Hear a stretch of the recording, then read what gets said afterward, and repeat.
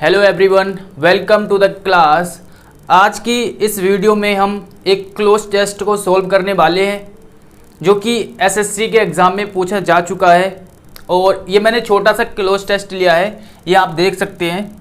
ठीक है, तो इस क्लोज टेस्ट को हम सॉल्व करेंगे। और आगे बढ़ने से पहले जैसे कि आप जानते हैं कि मैंने एक अनाउंसमेंट की है कल परसों 12 सितंबर से आपका एक वोकैब का बैच स्टार्ट हो रहा है जो कि सिर्फ स्टेनोग्राफर के एग्ज़ाम को नज़र में रख के बनाया गया है। जो आपका एग्ज़ाम होने वाला है नवंबर में, यानी 2 महीने लगभग उस बैच को मैंने टारगेट करके बनाया है कि 2 महीने में मुझे वो कंप्लीट करना है। और अगर एग्ज़ाम थोड़ा बहुत पीछे हटता है तो मैक्सिमम वो बैच 3 महीने चलेगा आपका, मैक्सिमम 3 महीने, इससे ज़्यादा नहीं चलेगा। और 3 महीने में आपकी वोकैब इतनी स्ट्रॉन्ग करा दूंगा मैं कि आपको कुछ भी पढ़ने की आवश्यकता नहीं पड़ेगी स्टेनोग्राफर एग्ज़ाम के लिए। ओके, और जो तरीका रहेगा वो आपको पता चल जाएगा डेमो क्लास में। तो कल यानी 6 सितंबर को रात 8 बजे आपको डेमो क्लास दे दी जाएगी। आज बोला था मैंने कि 5 तारीख में दूंगा, लेकिन कुछ प्रॉब्लम की वजह से मैं नहीं कर पाया। तो ये जो है डेमो क्लास आपको मिल जाएगी 6 तारीख को शाम को, ठीक है, 8 बजे। और एक बार आप डेमो क्लास ज़रूर देखना। ऐसा इस तरीके से आपको मैं बैच लेकर के चलूँगा कि आपको ज़्यादा एफर्ट करने की आवश्यकता नहीं पड़ेगी, वो आपको डेमो क्लास में पता चल जाएगा। साथ हाथों हाथ आपकी प्रैक्टिस के लिए, एक्सरसाइज के लिए और वीकली टेस्ट वगैरह वो सब मैं बता दूंगा। वहाँ पर आपको जा कर के डेमो क्लास ज़रूर देखनी है। और आप बैच के बारे में एक वीडियो मैंने जो बनाई थी परसों पोस्ट की थी, उसको आप देख सकते हैं अगर आपने नहीं देखी है। ठीक है, तो 12 तारीख से स्टार्ट हो रहा है डेमो क्लास। लेने के बाद आप डिसाइड करना बैच को। ठीक है, चलिए अब आगे बढ़ते हैं। मैंने अभी 3 ऑप्शन लिखे हैं यहाँ पर, इसको आप पोज करेंगे और इसको सॉल्व करने की कोशिश करेंगे। सबसे पहले आप ओरली ऐसे ही पढ़ना है। देखिए, क्लोज टेस्ट का मतलब होता है कि जो आंसर हमारा सबसे ज़्यादा क्लोज हो, जो सबसे सटीक आंसर हो, वो हमें फिल करना होता है। और क्लोज टेस्ट करने के लिए आपकी वोकैब बहुत अच्छी होनी चाहिए, आपकी ग्रामर के रूल्स आपको अच्छे से पता होने चाहिए। कभी कभी ग्रामर की इसमें नॉलेज पूछ ली जाती है, अभी आएगा इसी में। ठीक है, और आपके पास प्रेपोजिशंस, फ्रेजल वर्ब्स, इनकी नॉलेज होनी चाहिए। तो ये सारी चीज़ें आपको पता होनी चाहिए। और जो कॉम्प्रीहेंसन है, यानी जो इंग्लिश की समझ है, वो हमारे अंदर अच्छी होनी चाहिए इस क्लोज टेस्ट को सॉल्व करने के लिए या फिर पैसेज वगैरह को सॉल्व करने के लिए। ठीक है, और ये जो नॉलेज है वो कैसे आएगी? पढ़ के, रीडिंग कर करके। आपको डेली कुछ ना कुछ रीड करते रहना है। 1 या 2 पैसेज आप डेली पढ़े और उसको मीनिंगफुल तरीके से पढ़े कि एक्चुअल में पैसेज वो कहना क्या चाह रहा है। जो वर्ड का मीनिंग आपको ना पता हो, वो डिक्शनरी में, गूगल पे, जहाँ भी आप सर्च करके उसको आप नोट करें कि इसका मतलब ये होता है, तो इस सेंटेंस का मतलब ऐसे निकलेगा। ठीक है, तो इस तरह से आप पढ़े, धीरे धीरे आपकी जो इंग्लिश है वो इम्प्रूव हो जाएगी। ठीक है, और वोकैब के लिए आप बैच ज्वाइन कर सकते हैं। बहुत ही अच्छे तरीके से मैं उसमें एक्सप्लेन करूँगा। जिसने कुछ भी नहीं पढ़ा अभी तक, वो भी एक अच्छा स्कोर कर सकता है वोकैबुलरी के सेक्शन में। कम से कम 20 मार्क्स कवर करेगी वो जो बैच है आपका 20 मार्क्स। ठीक है, और मैक्सिमम 3 महीने चलेगा, उससे ज़्यादा वो नहीं चलेगा। चलिए अब स्टार्ट करते हैं, अपने टॉपिक पर आते हैं, क्लोज टेस्ट पर। इसको पॉज करिए और यहाँ पर रीड करिए इसको। एक्चुअल में ये किस चीज़ पर बेस है, ये पैसेज, ये समझने की आप कोशिश करनी है आपको। ठीक है, तो आपने पॉज किया, इसको पढ़ा। मैं आपको बता दूं कि ये जो पैसेज है एक ब्रिटेन के बारे में, वहाँ के मौसम के बारे में ये बता रहा है कि वहाँ का मौसम कैसा होता है। ठीक है, तो ब्रिटेन के मौसम के बारे में ये यहाँ पर पैसेज दिया हुआ है। ठीक है, तो ये चीज़ आपको समझनी है कि किस चीज़ पर पैसेज है। ठीक है, यानी ब्रिटेन के बारे में, गर्मी, बरसात, वहाँ का मौसम कैसा होता है, बादल अचानक से आ जाते हैं, इस तरह से आप समझ सकते हैं इतना सा। ठीक है, टेम्परेचर क्या होता है उसका। दूसरी बात आपको ये भी समझनी चाहिए कि पैसेज आपको दिया हुआ है कि ये जो पैसेज है ये प्रेजेंट में है, पास्ट में। तो यहाँ से आप पता कर सकते हैं इज़ और यहाँ पर इज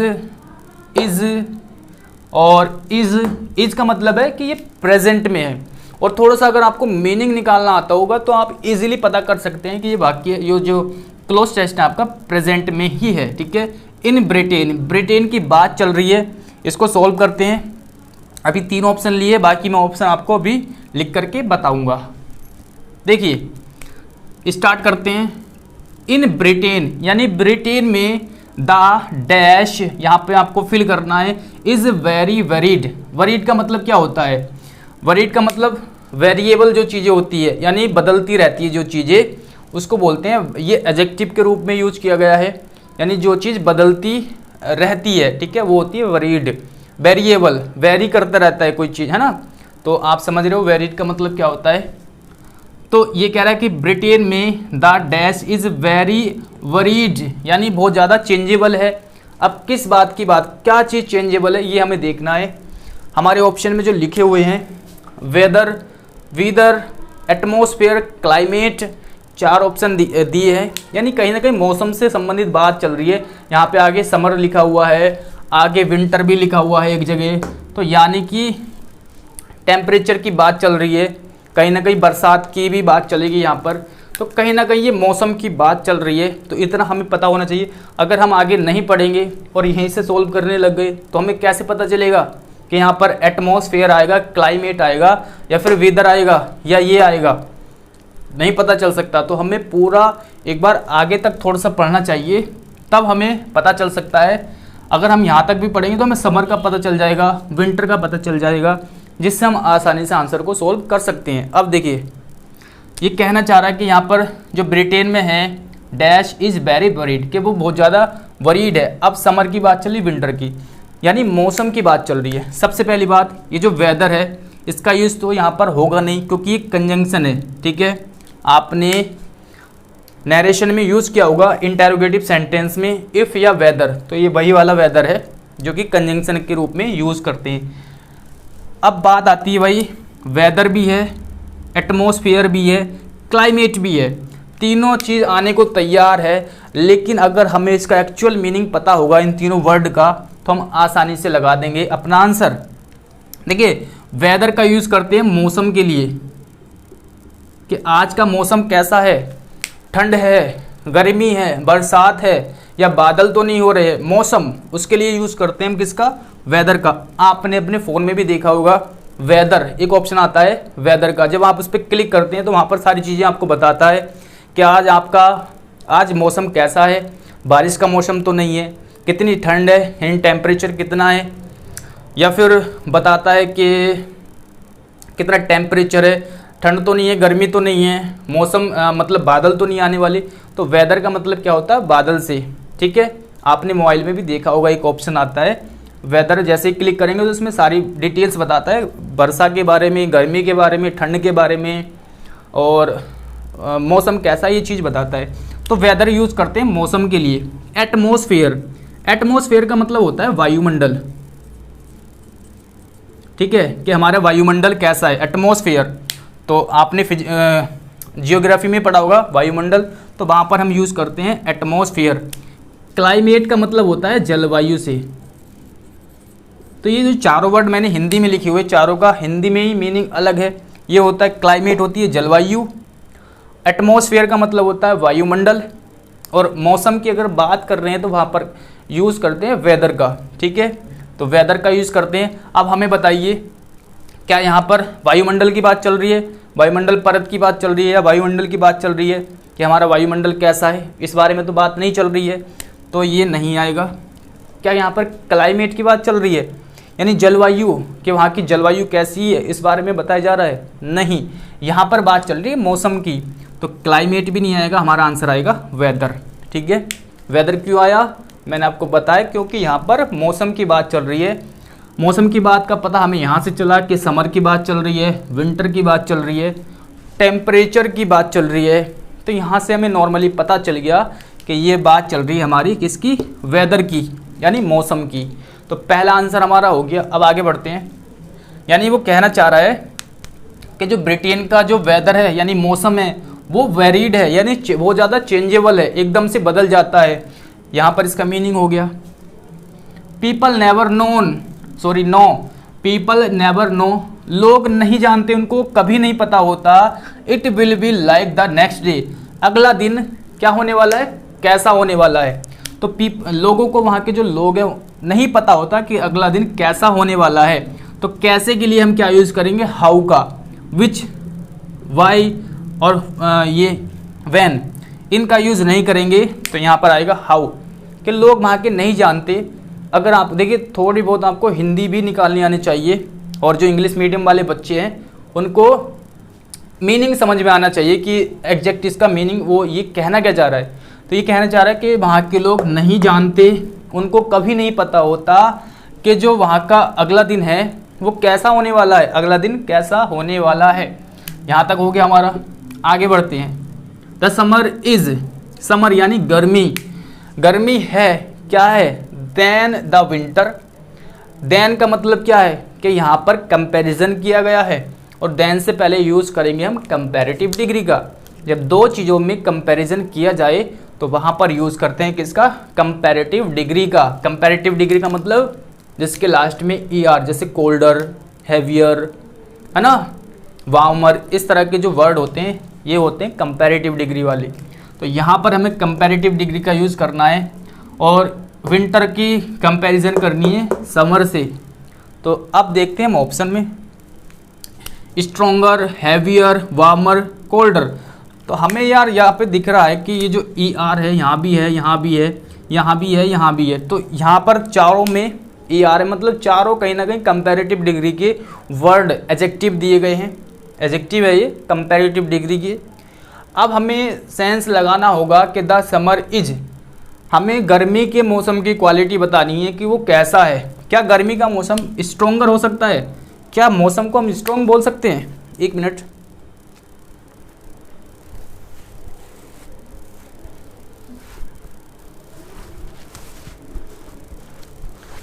चलिए अब आप मुझे बताइए, क्या हमारा जो मौसम है वो स्ट्रोंग, उसको स्ट्रोंग बोलेंगे। स्ट्रोंग नहीं होता है, मौसम स्ट्रोंग नहीं होता है।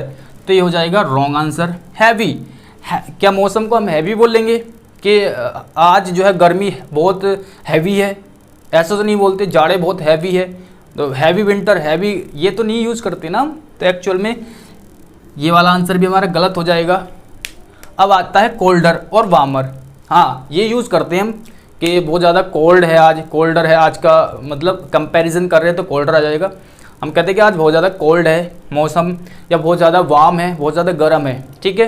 तो ये भी आ सकता है, ये भी आ सकता है मौसम के लिए, दोनों में से कोई सा भी आ सकता है। अब दोनों तो आंसर नहीं होंगे ना, अब हमें एक आंसर लगाना है। अब मुझे बताइए, गर्मी की हमें क्वालिटी बतानी है, गर्मी की हमें क्वालिटी बतानी है, इसको डिस्क्राइब करना है। तो गर्मी क्या कोल्ड हो सकती है, गर्मी में क्या ठंड हो सकती है क्या।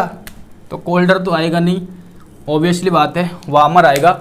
ये कहना चाह रहा है एक्चुअल में कि जो समर है इज़ वार्मर, कि समर का मौसम बहुत ज़्यादा गर्म होता है। कंपैरिजन किससे कर रहा है, विंटर से, जाड़े के मौसम से। एक्चुअल में यहाँ कहने का मतलब ये है कि यहाँ पर बहुत ज़्यादा गर्मी होती है लेकिन उतनी ज़्यादा ठंड नहीं होती है, ठीक है। जितनी ज़्यादा गर्मी होती है उतनी ज़्यादा ठंड नहीं होती है, ये कहना यहाँ पर चाह रहा है।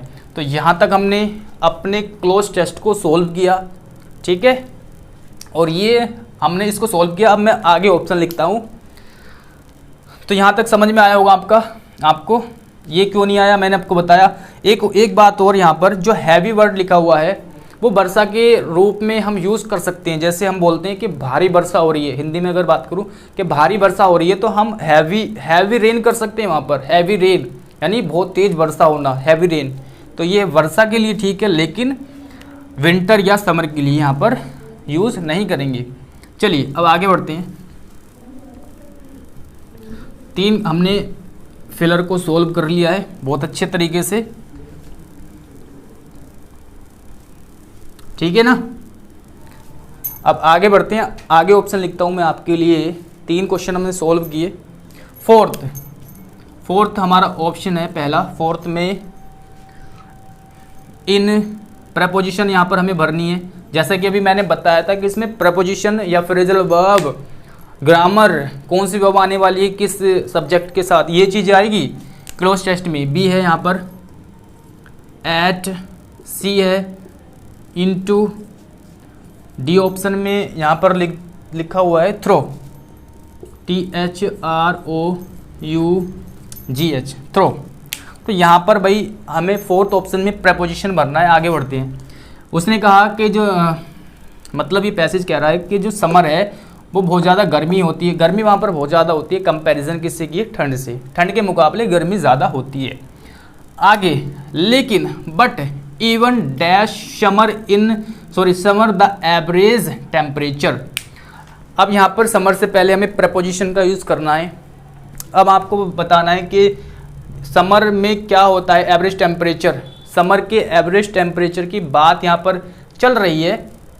अब इनमें से हमें प्रपोजिशन भरनी है। इन आएगा, एट आएगा, इनटू आएगा, थ्रो। ठीक है, थ्रो का मतलब होता है किसी चीज़ से गुजरना, किसी चीज़ से होकर गुजरना, उसको बोलते हैं थ्रो। तो ये आपको ध्यान रखना है, किसी चीज़ से होकर गुजरना। इनटू का यूज़ करते हैं किसी चीज़ के अंदर प्रवेश करने के लिए। जब हम किसी चीज़ में प्रवेश कर रहे, जैसे ही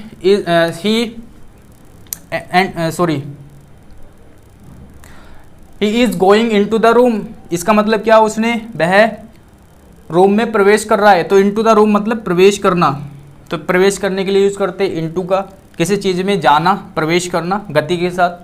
ठीक है, अब बात करते हैं एट की और इन की, कि समर के पहले हम एट लगाए या इन लगाए। अगर देखिए, पहले तो नॉर्मल सी बात है, इन समर यानी गर्मियों में, in summer, in winter, in summer in winter, तो इसका मतलब क्या होता है, जाड़ों में या गर्मी में। तो समर का यानी इन समर अगर मैं लिखता हूँ तो इसका मतलब होता है गर्मी में, और इन विंटर मतलब जाड़ों में। तो इन का यूज़ करते हैं, यहाँ पर एट का यूज़ नहीं करते हैं। और एक जगह यहाँ पर लिखा हुआ मिल जाएगा आपको, जैसे यहाँ पर लिखा हुआ है इन विंटर, तो यहाँ से भी आप देख सकते हैं। तो एक दो क्वेश्चन तो आपको क्लोज टेस्ट में से मिल जाएंगे। ठीक है, तो इन विंटर मतलब यहाँ पर है जाड़ों में, और यानी ठंड में, और इन समर मतलब गर्मियों में। तो ये कहना चाह रहा है, लेकिन even in summer the average temperature, लेकिन जो समर का एवरेज टेम्परेचर है डैश ओनली 60 डिग्री। तो यहाँ पर फोर्थ ऑप्शन में लिख देता हूँ, तब आपको ठीक से समझ में आ जाएगा। फोर्थ ऑप्शन में है, सॉरी फिफ्थ में है हैज़, एक है आपका इज, एक है आपका वॉज, एक ऑप्शन में है आपका वर। तो ये चार ऑप्शन में से आपको एक ऑप्शन भरना है 5वें नंबर में। ये कहना चाह रहा है, लेकिन यहाँ से हम पढ़ते हैं सेंटेंस को कि जो गर्मी है वो जाड़ों के मुकाबले ज़्यादा है, लेकिन जो समर में यानी गर्मियों में द एवरेज टेम्परेचर, गर्मियों में एवरेज टेम्परेचर होता है कितना, ओनली 60 डिग्री। तो यहाँ पर वर्ब यूज़ करना है हमें। देखिए, पास्ट की तो बात चल ही नहीं रही इस सेंटेंस में। मैंने कहा पूरे सेंटेंस को आपको एक बार एनालिसिस करना है कि पास्ट की बात चल रही है प्रेजेंट की, तो प्रेजेंट की बात चल रही है, दो ऑप्शन यहाँ से हट जाएंगे। अब हैज़ और इज में से एक देना हमें आंसर। देखिए, हैज़ अगर मैं मेन हेल्पिंग वर्ब के रूप में यूज़ करता हूँ तो इसके बाद आना चाहिए क्या, इसके बाद आना चाहिए हमारा मेन वर्ब। ठीक है, तो यहाँ पर मेन वर्ब नहीं है। अगर मैं यहाँ पर हैज़ लिखता हूँ तो इसका मतलब होता है अधिकार, मतलब कोई चीज़ हमारे पास में, जैसे आई हैव मार्कर, मेरे पास एक मार्कर है, आई हैव ए मार्कर, या आई हैव 2 मार्कर, मेरे पास 2 मार्कर है। इसका मतलब क्या हुआ, अधिकार है मेरा इन मार्करों पर। तो अधिकार की यहाँ पर बात चल रही है क्या, नहीं चल रही ना, तो यहाँ पर हट जाएगा, इसका यूज़ हम यहाँ पर करेंगे। ओके, तो even in summer the average temperature, temperature चूँकि सिंगुलर है तो इसलिए हमें सिंगुलर वर्ब का यूज़ करना पड़ेगा। Average temperature is only 16 degree के, लेकिन यहाँ पर जो एवरेज टेम्परेचर होता है गर्मियों में वो केवल कितना होता है, 16 डिग्री। ठीक है, आगे करते हैं। 5 हमने क्वेश्चन को सोल्व कर लिया है। वीडियो थोड़ी सी लंबी हो सकती है, लेकिन चीज़ों को तरीके से करेंगे तो मज़ा आएगा। ठीक है, आगे मैं लिख देता हूँ आपके सामने ऑप्शन 6 पे है हाइडिंग, पहला ऑप्शन है हाइडिंग, बी ऑप्शन है आपका शाइन।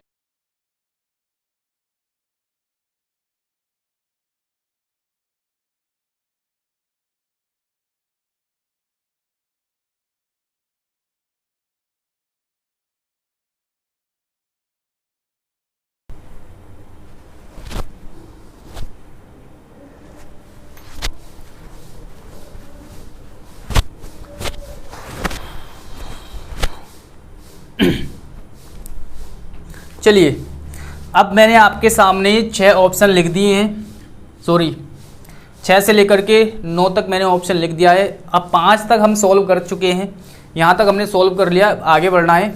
आगे कैसे सॉल्व करेंगे, तो इसको आप सबसे पहले खुद फिल करने की कोशिश करें, देन मैं आपको सॉल्व करा रहा हूँ। देखिए समटाइम्स यहाँ तक हमने कर लिया, आगे बोल रहा है कि समटाइम्स यानी कभी कभी द सन कीप्स यानी कीप के बाद हमेशा आईएनजी फॉर्म का यूज़ करेंगे। एक मिनट, तो कीप के बाद किसका यूज़ करते हैं, आईएनजी फॉर्म का। ये आपको पता होगा, जैसे हम बोलते हैं कीप स्माइल नहीं बोलते, कीप स्माइलिंग यानी हमेशा खुश रहो, ठीक है, कीप स्माइलिंग। और यहाँ पर कीप के बाद हमें आईएनजी फॉर्म का यूज़ करना पड़ेगा। तो हमारा देखिए हाइडिंग है, शाइनिंग है, शनी और साइंस तो कट जाएगा। अब बात करते हैं हाइडिंग और शाइनिंग की। Sometimes the sun keep hiding, यहाँ पर अगर करते हैं, चलो हाइडिंग भी आ सकता है, शाइनिंग भी आ सकता है, लेकिन आगे बढ़ेंगे तब हम पता करेंगे कि यहाँ पर क्या आने वाला है। लेकिन बट से भी यहाँ पर पता कर सकते हैं कि क्या आने वाला, क्योंकि बट की जो पहले वाला है और बट के बाद वाला है वो हमेशा अपोजिट ही होता है, ठीक है, तो ये आपको पता होगा। But at other times the sky is covered, यानी लेकिन कभी मतलब दूसरे टाइम स्काई जो कवर्ड हो जाता है, ढक जाता है, तो यहाँ पर हाइडिंग का तो यूज नहीं करेंगे, शाइनिंग आएगा यहाँ पर। कि एक्चुअल में यहाँ पर कहना चाह रहे हैं sometimes the sun keeps shining, यानी कभी कभी क्या होती है, धूप होती है और थोड़े बहुत टाइम के बाद ही, और जस्ट मतलब थोड़े बहुत समय के बाद, द अदर टाइम्स यानी दूसरे टाइम थोड़े बहुत समय के बाद, sky is covered clouds with clouds, यानी जो स्काई है, आसमान है, वो क्लाउड से ढक जाता है। एक बार ये कह रहा है कि कभी कभी यहाँ पर धूप होती है, जस्ट दूसरे टाइम में थोड़ी देर के बाद ही यहाँ पर जो स्काई है, आसमान है, वो कवर्ड हो जाता है, किससे, बादलों से। तो यहाँ पर मौसम का बहुत ज़्यादा एकदम से चेंजेबल हो जाता है, यहाँ पर बताया वरीड, बहुत ज़्यादा वरीड है, कभी एकदम से बादल हो जाते हैं, एकदम से धूप निकल जाती है, ठीक है। तो यहाँ पर आएगा क्या, शाइनिंग। इजीली आप इसको कर सकते हो, शाइनिंग आएगा यहाँ पर। आगे बढ़ते हैं, विद क्लाउड्स यहाँ तक हो गया कि बादलों से ढक जाता है। एंड इट स्टार्ट्स, अब यहाँ पर हमें बताना है इट स्टार्ट्स रेनिंग का यूज़ करेंगे। इट स्टार्ट्स रेनिंग, और वर्षा होनी शुरू हो जाती है, मतलब बादल आ जाते हैं और बरसात स्टार्ट हो जाती है, तो शुरू होने के लिए हम यूज़ करते हैं रेनिंग का। रेन्स या रेंट का यूज़ नहीं करेंगे, ठीक है, क्या यूज़ करेंगे, रेनिंग। तो यहाँ पर इट स्टार्ट रेनिंग यानी वर्षा शुरू हो जाती है। आगे बढ़ते हैं, in winter it is sometimes, in winter यानी जाड़ों में, एक मिनट, इन विंटर यानी जाड़ों में, इट इज़ समटाइम्स टेरिबली का मतलब होता है भयानक रूप से, यानी इट इज़ समटाइम्स, जाड़ों में कभी कभी जाड़े जो है इतने ज़्यादा क्या हो जाते हैं, टेरिबली यानी भयानक रूप से क्या हो जाते हैं। अब यहाँ पर बताना है कूलर तो आएगा नहीं, कंपैरेटिव डिग्री का यूज़ हम यहाँ पर नहीं करेंगे। कोल्ड भी नहीं आएगा, क्योंकि पास्ट की बात नहीं चल रही, यहाँ पर प्रेजेंट की चल रही है। चिल्ड का यूज़ नहीं करेंगे, चिल का प्रयोग करेंगे, चिल, ठीक है, एडजेक्टिव के रूप में चिल का यूज़ यहाँ पर हमने किया है। In winter it is sometimes यानी जाड़ों में यह बहुत ज़्यादा भयानक रूप से ठंडा हो जाता है, यानी जाड़े की बात चल रही है कि बहुत ज़्यादा ठंडा हो जाता है भयानक रूप से। टेरिबली मतलब भयानक रूप से, चिल हो जाता है यानी बहुत ज़्यादा ठंडा हो जाता है। आगे बढ़ते हैं, specially in the north to the country, specially यानी जो कंट्री का नॉर्थ साइड है वहाँ पर बहुत भयानक रूप से क्या हो जाता है, वहाँ पर मौसम ठंडा हो जाता है, ठीक है, यानी चिल हो जाता है। मौसम कैसा हो जाता है, chill.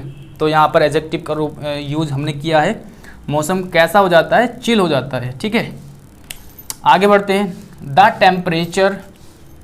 Temperature dash below 0 degree centigrade, temperature गिर जाता है 0 डिग्री सेंटीग्रेड के नीचे। अब गिरने के लिए आपको पता होना चाहिए किस चीज़ का यूज़ करते हैं। टेम्परेचर अगर गिर रहा है नीचे तो वहाँ पर फॉल का यूज़ करेंगे, तो फॉल्स, फेल, फॉलन, फेल। देखिए फेल अगर हम गिरने के सेंस में यूज़ करेंगे तो फेल क्या है, सेकंड फॉर्म है, यानी पास्ट में चली गई बात, पास्ट का यूज़ नहीं करेंगे। फॉलन थर्ड फॉर्म है, इसका यूज़ नहीं करेंगे।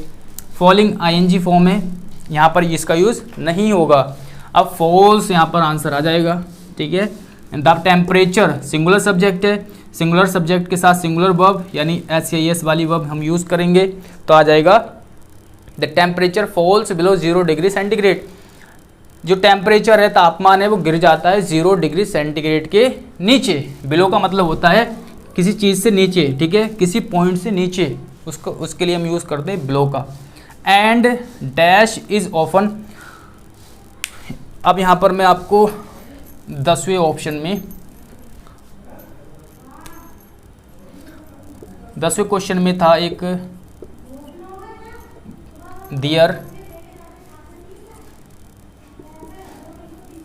देयर और ऑल, एक है आपका टोटल।